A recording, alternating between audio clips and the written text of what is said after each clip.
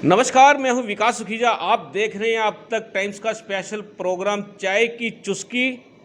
बात करेंगे उसकी। दोस्तों, चाय की चुस्की का जो ये कंसेप्ट है, मैं आपको बता देता हूं कंसेप्ट क्या है। कि बेसिकली चाय हमारी हिंदू संस्कृति के अंदर चाय का बहुत बड़ा महत्व हो गया। और चाय पर ही जब हम लोग बैठते हैं तो बहुत सी बातें बाहर निकल कर आती हैं। आज मैं आपके जीवन के बारे में, आपके जीवन को किस तरह से बचाया जाए और जो हमारी गलती है, हमारी गलती किस तरह से हम लोग गलतियां करते हैं, उससे किस तरह से हमें सीख लेनी चाहिए। बहुत बड़ा कंसेप्ट आज का रहने वाला है। क्योंकि चाय की चुस्की का जो कंसेप्ट है, चाय की चुस्की बात करेंगे उसकी मतलब आपकी, मतलब हमारी। हम जो गलतियां कर देते हैं अनजाने के अंदर, जानबूझ के छोटे छोटे हमारे जो क्या बोलते हैं, कि यदि हम बात करें कि ईगो जो होती है हमारी, वो हमें परेशानी में डाल देती है। आज बहुत से सकारात्मक सवालों के साथ आज मैं आपको मिलवाने वाला हूं। न्यूरो सर्जन डॉक्टर हैं डॉक्टर अश्वनी कुमार। आपको बता देते हैं, डॉक्टर अश्वनी कुमार ने कोरोना काल के अंदर किस तरह से फिल्म इंडस्ट्री के हीरो सोनू सूद के साथ मिलकर समाज की सेवा की है। एकदम से बेहद ही सकारात्मक खबर। इस खबर को देखने के बाद यदि आप अपने काम पे जाएंगे तो 200% आपको सफलता मिलेगी। डॉक्टर साहब, आपका अब तक टाइम्स की चाय की चुस्की बात करेंगे, उसके में बहुत बहुत स्वागत है। Thank you so much Sukhija ji.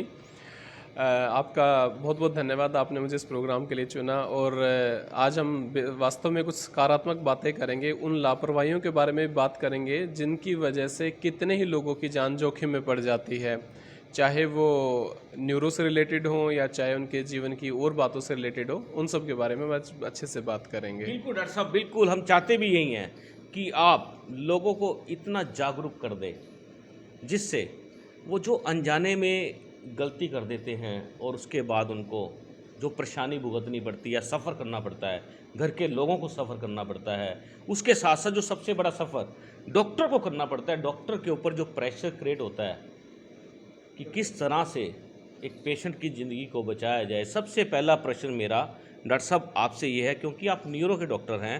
Doctor साहब, जो लोग ट्रैफिक रूल का उल्लंघन करते हैं, बिना हेलमेट के मोटरसाइकिल स्कूटर चलाते हैं, बिना सीट बेल्ट के गाड़ी चलाते हैं, और सड़क को कुछ लोग ट्रैफिक के आगे पार करने में अपने आप को बहुत बड़ा बहादुर मानते हैं, तो क्या कहेंगे ऐसे लोगों के लिए कि उसके बाद जब उनकी जो ये बहादुरी है 1 सेकंड में बाहर निकल जाती है? आपको क्या लगता है डॉक्टर साहब, ये बड़ा गंभीर विषय है। देखिए, जो आपने बताया, जो लोग सड़क पार करते हैं बहादुरों की तरह, तो आप ये बात जान लीजिए कि एक सड़क पे सबसे ज़्यादा मरने के चांस है जो उस आदमी के जो पैदल चल रहा है। उसके बाद दूसरे नंबर का चांस है जो साइकिल पे है, तीसरा नंबर आएगा मोटरसाइकिल का, चौथा आएगा कार का, और पांचवा आएगा बस वाले का।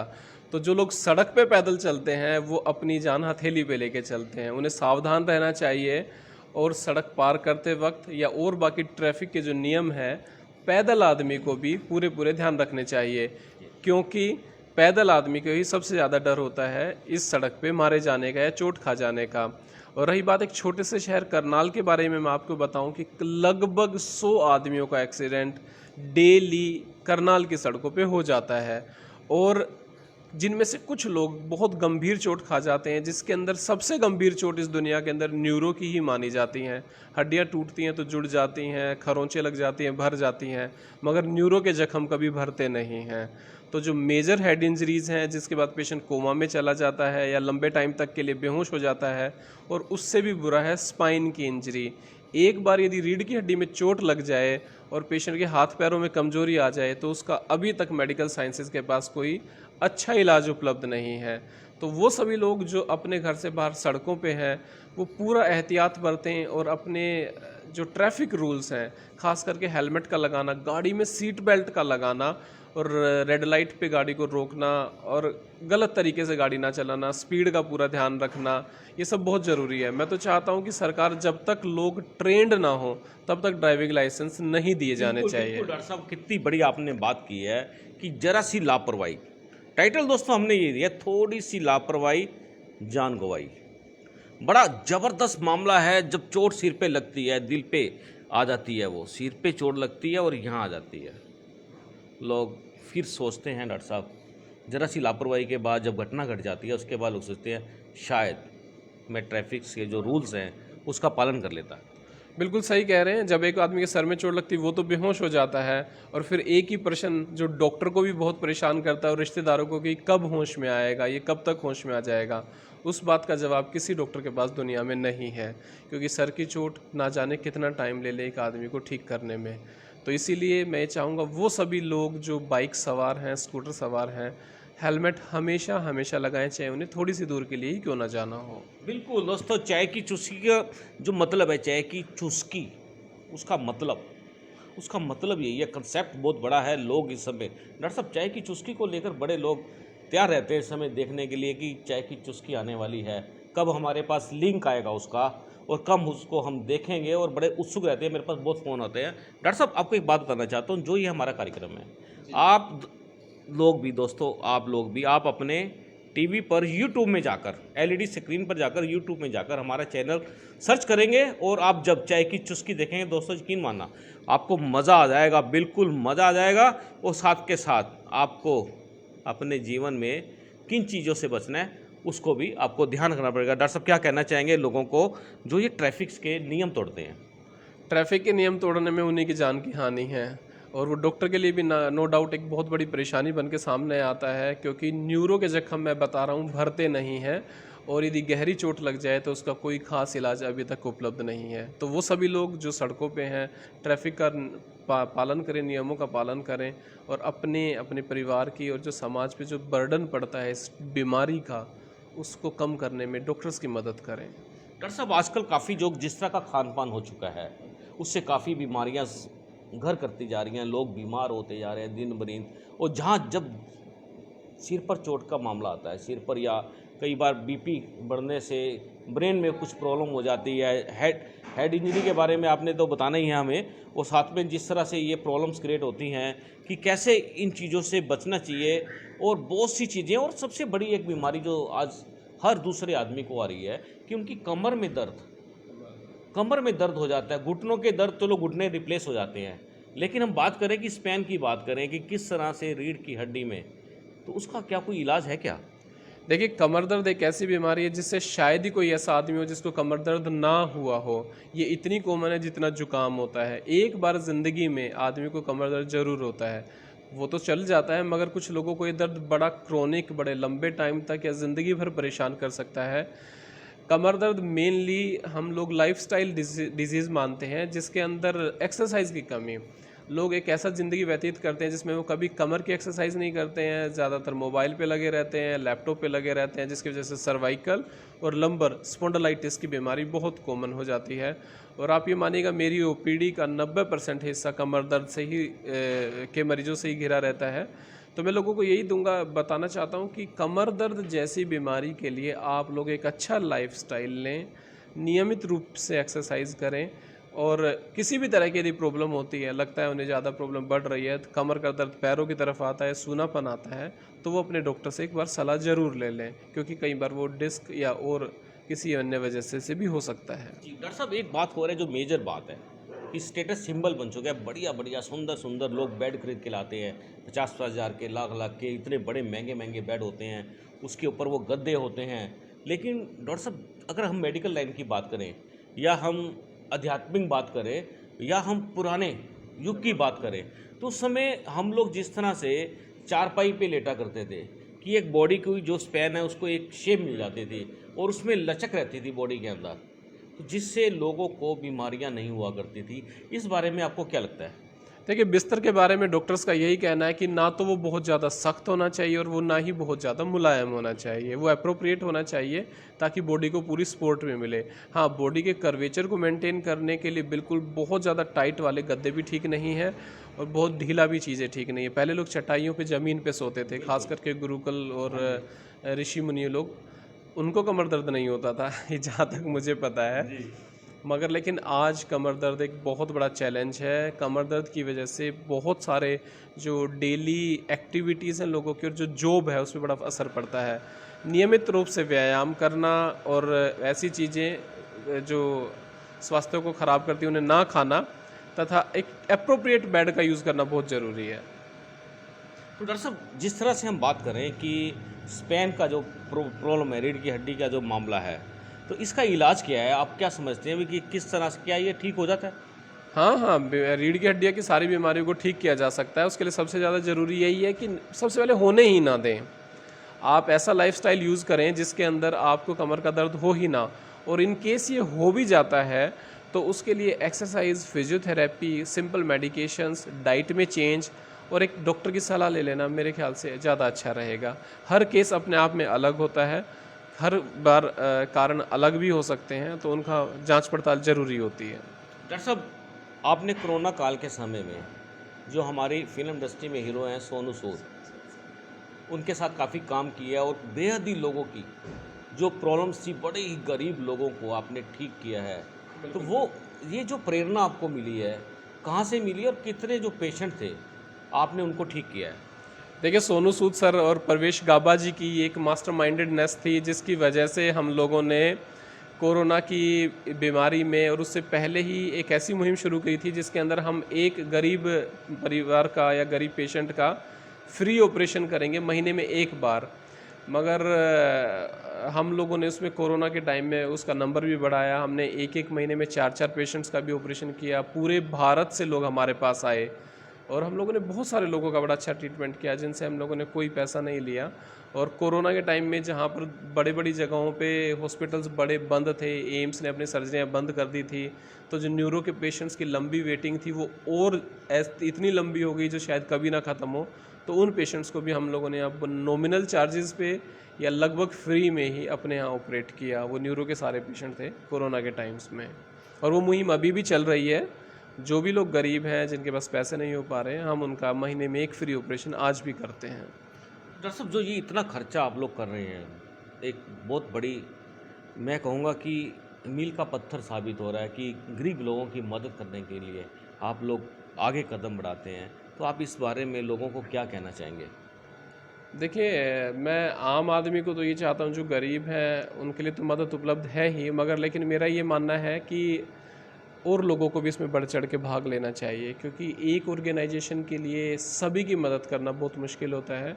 तो जो भी लोग हैं, जो भी सामर्थ्य हैं, जितना भी वो कर सकते हैं, वो इस मुहिम में बढ़ चढ़ के भाग लें। डॉक्टर साहब, अगर हम बात करें कि नीरो की बात करते हैं, तो कि आज सबसे ज़्यादा प्रॉब्लम जो नीरो के पेशेंट्स बढ़ रहे हैं, नीरो की जो बीमारियां हो रही हैं, किसी के आधे हाथ में सूनापन हो जाता है या एकदम से लकवा हो जाता है, सोई सोई हो जाता है, ये सब एकदम से होता क्यों है लोगों के साथ? ऐसा अचानक सोते बढ़िया है और सुबह तक कुछ ना कुछ प्रॉब्लम क्रिएट हो जाती है। आपको क्या लगता है इसके बारे में, क्या करना चाहिए लोगों को?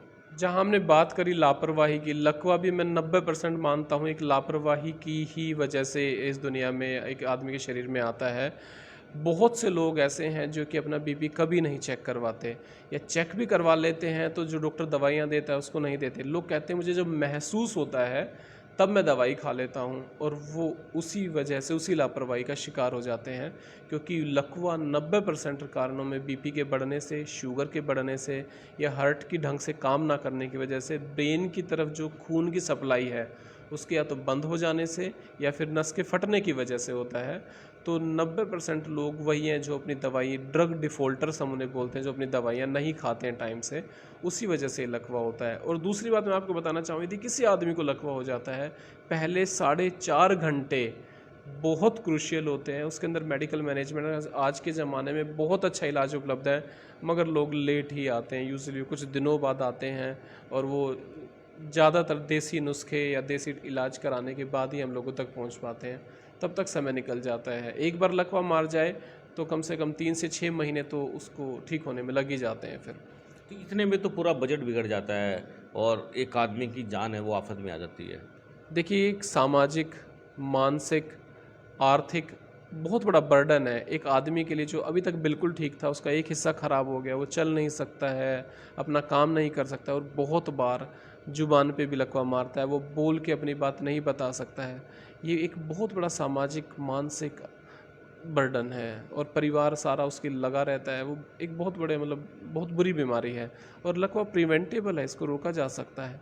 यदि आप अपने स्वास्थ्य का नियमित जांच कराएं, आपके कोलेस्ट्रॉल, शुगर और बीपी आपके ठीक मात्रा में रहेंगे और आप नियमित रूप से दवाई लेंगे तो लगभग 90% मैं कहता हूं कि अवॉइड किया जा सकता है। जी बिल्कुल, थोड़ी सी जागरूकता रखने से आप काफ़ी चीज़ों से, काफ़ी बीमारियों से बच सकते हैं। डॉक्टर साहब, एक बड़ा गंभीर विषय है जो बड़ा गंभीर विषय है जो वो मैं आपको बता देता हूँ एक बार कि गंभीर विषय ये है डॉक्टर साहब, आप इतने दबाव में काम करते हो, चेहरे पे मुस्कान आ जाती है आपके।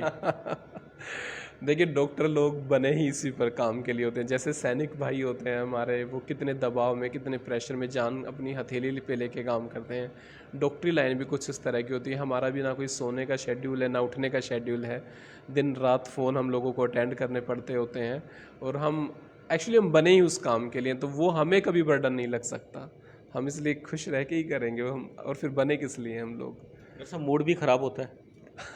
कुछ टाइम कभी कभी हो जाता है, पर जल्दी ही वो डैमेज कंट्रोल कर लिया जाता है। अपने आप को संभाल लेना चाहिए ऐसे टाइम में, मैं तो यही कहता हूँ। डॉक्टर साहब, लोगों की डॉक्टरों पर बड़ी उम्मीद रहती है हाँ जी, हाँ जी। कि उनके किसी भी व्यक्ति को कुछ प्रॉब्लम हो जाए तो डॉक्टर्स के ऊपर ही बड़ी उम्मीद होती है।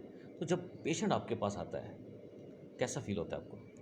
पेशेंट आता है तो देखा जाएगा, मगर मैं सबसे पहले कहना चाहूँगा जो व्हाट्सएप पे मैसेज आता है वो बड़ा ख़तरनाक लगता है। वो बेहद अधूरी जानकारी होती है और हर आदमी आज के ज़माने पे व्हाट्सएप पे ही अपना सारा काम करवा लेना चाहता होता है। आप ये मानिए, एक डॉक्टर के सामने जब पेशेंट बैठा होता है, उसकी सारी रिपोर्टें होती हैं, तो पर भी डॉक्टर को बहुत से मामलों में उसको अंदाज़ा नहीं लग पाता कि किस तरह से ट्रीटमेंट शुरू किया जाए। जब सारी जानकारी उपलब्ध है, आप कभी एम्स जाएँ, कभी पीजीआई जाएँ, कुछ महीने तो जांच कराने में ही बीत जाते हैं। वो कहते हैं कुछ नहीं चल रहा, अभी तो ये जांच हो रही है, अभी वो जांच हो रही है। और आम आदमी क्या करता है, एक रिपोर्ट व्हाट्सएप पे भेज के कहता है सर दवाइयाँ लिख दो, जो कि एक डॉक्टर के लिए बहुत बड़ा चैलेंज है। उसे डर लगता है कि मैं कहीं कोई गलती ना कर बैठूं, मेरी वजह से कहीं कोई गलत दवाई ना दे दी जाए या कोई लापरवाही ना हो जाए। तो मैं आम आदमी से यही हाथ जोड़ के प्रार्थना करता हूं कि जब भी हो सके, या तो वो डॉक्टर से जाके मिलें, और वो नहीं मिल सकते तो टेलीमेडिसिन जो है, आप ऑनलाइन कंसल्टेशंस हैं जिसमें डॉक्टर से बात करता है पेशेंट वीडियो कॉल के थ्रू और सारी रिपोर्टें शेयर करता है, तब कोई डिसीजन होता है, उसी को फॉलो करें। बिकॉज़ एक रिपोर्ट व्हाट्सएप पे भेज के दवाई लिखना या इलाज करना गलत है और हानिकारक हो सकता है।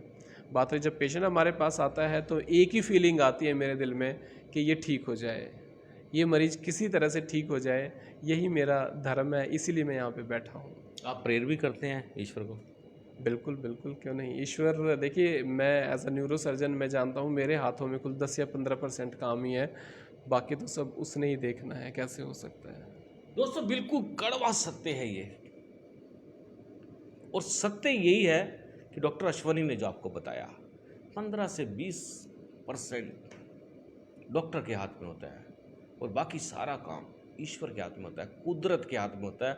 और इसीलिए हम लोग, आप लोग जल्दी से ठीक हो जाते हैं। डॉक्टर साहब, आपने एक बात की है कि जो ये मैसेज आते हैं व्हाट्सएप पे, हम लोग भी बड़े परेशान हैं, बड़े फेक मैसेज आते हैं, झूठी जानकारियां आती हैं, भड़काने की जानकारियां आती हैं, किसी ना किसी समुदाय का नुकसान पहुंचाने की जानकारी आती है जो ब्रेन के ऊपर अटैक करती है।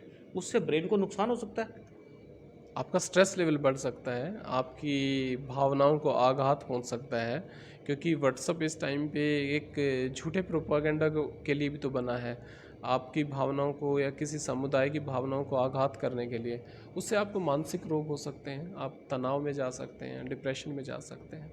बाय द वे, व्हाट्सएप को इतना सीरियसली लेके आप देखिए, सब कुछ सब जगह अवेलेबल है, आपने क्या चूज़ करना है वो तो आपकी चॉइस है। किताबें भी हैं हर तरीके की, पर आपको पढ़नी क्या है वो तो आपका दिमाग बताएगा सर। व्हाट्सएप पे बहुत कुछ लिखा है, आप क्या आपको पसंद का है वो आपकी मानसिकता पे निर्भर करता है। तो अच्छी चीज़ें चुनें, बुरी चीज़ों को छोड़ दें।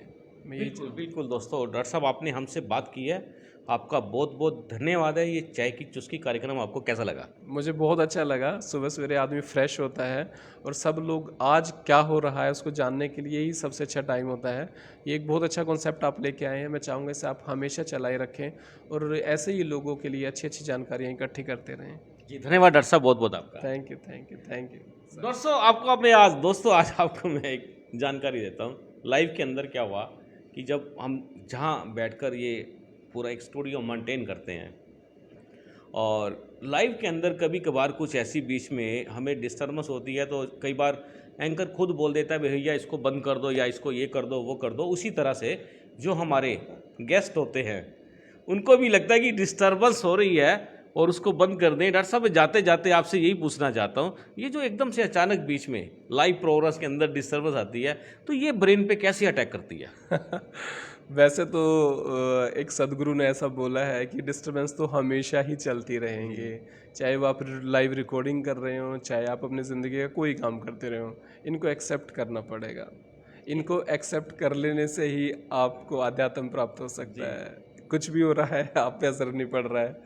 बाय द वे परेशानी तो होती ही है, बिकॉज हम ये प्रोग्राम अपने ऑडियंस के लिए बना रहे हैं। हम नहीं चाहते कि ऑडियंस को कभी भी ऐसा लगे कि हमारी आवाज़ क्लियर नहीं आ रही है, उन्हें बात समझ में नहीं आ रही है, मिसकम्युनिकेशन ना हो जाए, इसीलिए डिस्टर्बेंस अवॉइडेड होनी चाहिए। डॉक्टर साहब ये डिस्टर्बेंस और वाइब्रेशंस दोनों में क्या अंतर है? वो मैं अगले एपिसोड में बताऊंगा आपको। अगले एपिसोड तक आप हमारे साथ बने रहना और मैं आपको ऐसे ही जो हमारे विभूतियां हैं, जो लोग हैं हमारे अच्छा काम करते हैं समाज में, उनसे मिलवाऊंगा। आज मैं आपको एक विशेष जानकारी और दे रहा हूं। दोस्तों यदि आप कहीं परेशान हैं, आपको लगता है कि मेरा माइंड इस समय बड़ा दबाव में है, प्रेशर में है, तनाव में है, तो मैं आपको एक छोटा सा फार्मूला बताते हैं। हमारे जो साथी हैं कृष्ण कुमार जी, हम उनके साथ छेड़खानी भी करते हैं, उनसे बातचीत भी करते हैं और उनको कहते हैं कृष्ण जी गूगल से हमारी बात कराई जाए। दोस्तों ये बहुत बड़ा कंसेप्ट जो लॉन्च हुआ है गूगल से बात करने का, और जो ये मैं आपको जानकारी दे रहा हूं कि जैसे ही आप अपने मोबाइल फ़ोन पे या कंप्यूटर्स पे या अपने सिस्टम पे जाते हैं तो आप गूगल के ऊपर एक सिंबल बना होता है, माइक का थोड़ा सा सिंबल होता है, आप उसको क्लिक करें और गूगल से बोलें, गूगल जी क्या आप करनाल से विकास सुखीजा को जानते हैं? दोस्तों गूगल आपको कहेगा जी हाँ मुझे याद आया, मैं विकास सुखीजा को जानता हूँ, प्रेस से हैं वो। दोस्तों इस तरह की जो जानकारियाँ आप अपने बारे में भी ले सकते हैं और किसी के भी बारे में गूगल से आप पूछ सकते हैं। आप हमारे साथ बने रहें, चाय की चुस्की बात करेंगे उसकी। और दोस्तों इस खबर को साथ क्या लाइक शेयर कर दें और यूट्यूब चैनल्स पर जाकर उसको सब्सक्राइब करें और वहाँ भी शेयर करें। और आप इस पूरी खबरों का जो मज़ा है, जानकारियों का जो हम आपको देते हैं भंडार, आप उसका पूरा आनंद ले सकते हैं। आप देख रहे हैं अब तक टाइम्स, मैं हूं विकास सुखीजा अपने साथी कृष्ण के साथ। नमस्कार, जय हिंद, जय भारत।